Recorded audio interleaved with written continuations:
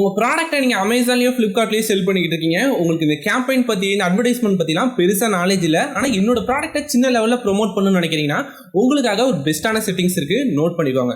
Amazonஆ இருக்கட்டும், Flipkartஆ இருக்கட்டும், நீங்க எதுல கேம்பெயின் கிரியேட் பண்ணாலுமே அதுல ஆட்டோமேட்டிக் கேம்பெயின் ஒரு ஆப்ஷன் இருக்கும். இந்த ஆட்டோமேட்டிக் கேம்பெயின் எப்படி வொர்க் ஆகும்னா, இதுக்கு ஜஸ்ட் நமக்கு பெருசா எந்த ஸ்கில்லுமே தேவை கிடையாது. நம்மளோட ப்ராடக்ட்டை செலக்ட் பண்ணிட்டு அந்த கேம்பெயினுக்கு நேம் கொடுத்து ஸ்டார்ட் கொடுத்தாலே போதும். நம்மளோட கேம்பெயின் நம்ம கொடுத்துக்கிற பட்ஜெட்டுக்கு தகுந்த மாதிரி ரன் ஆக ஸ்டார்ட் ஆயிடும்.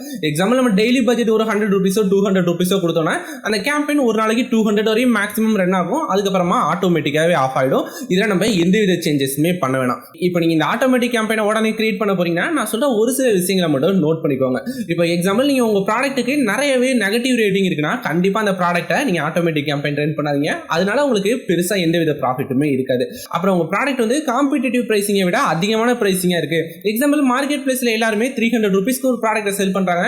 உங்களோட ப்ராடக்ட் மட்டும் ₹600 இருக்குன்னா அதுக்கு கண்டிப்பா நீங்க ஆட்டோமேட்டிக் கேம்பெயின் ரன் பண்ணாதீங்க. ஃபைனலா நீங்க இந்த கேம்பெயின் ஸ்டார்ட் பண்றதுக்கு முன்னாடி ஒரு ஸ்ட்ராட்டஜிஸ் மட்டும் சொல்றேன். அதுல பிட் வேல்யூன்னு ஒரு ஆப்ஷன் இருக்கும். அது மினிமமா எவ்வளவு பிட் வேல்யூ கொடுக்க முடியுதோ அதுல இருந்தே ஸ்டார்ட் பண்ணுங்க. இப்போ Amazonல மோஸ்ட் ஆஃப் த கேட்டகரிக்கு ₹1 இருந்து நம்மளால கேம்பெயின் ஸ்டார்ட் பண்ண முடியும். அதனால ₹1 இருந்து ஸ்டார்ட் பண்ணுங்க. உங்களுக்கு எந்த வித அமௌண்ட்டுமே ஸ்பெண்ட் ஆகல, கிளிக்ஸ்லாம் வரலனா நெக்ஸ்ட் டேல ஏதாவது ₹2 ₹3 மேனுவலா இன்க்ரீஸ் பண்ணுங்க. இதை தாண்டி நீங்க எந்த வித சேஞ்சஸுமே பண்ண வேணாம். இந்த ப்ராசஸ் பண்ணா மட்டும் போதும். நம்மளோட லிஸ்டிங்க்கு நிறையவே கிளிக்ஸ் நம்மளால ஜெனரேட் பண்ண முடியும். இதை பத்தி நீங்க இன்னுமே டீடைலா தெரிஞ்சுக்கணும்னா இதோட ஃபுல் வீடியோவை செக் பண்ணி பாருங்க.